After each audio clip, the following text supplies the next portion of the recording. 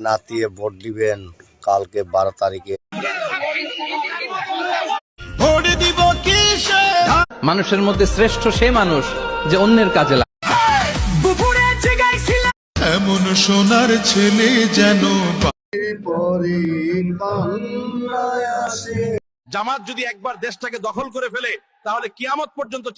ইসলাম আমার অহংকার, ইসলাম আমার গর্ব, ইসলাম আমার আল্লাহর দেয়া ধর্ম। এজন্য ইসলামের বিজয়কে কেউ ঠেকিয়ে রাখতে পারবে। আমি প্রায় উদাহরণ দিয়ে উপমা দিয়ে বলি, ইসলাম হচ্ছে চারা বীজের মতো। চারা বীজ মাটিতে ঢুকিয়ে দিলে এটা উপরের দিকে ওঠে।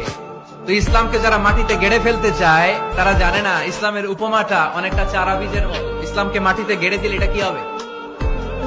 জোরে বলেন, আরো জোরে বলেন। উপরের দিকে গর্জে উঠবে। এই যে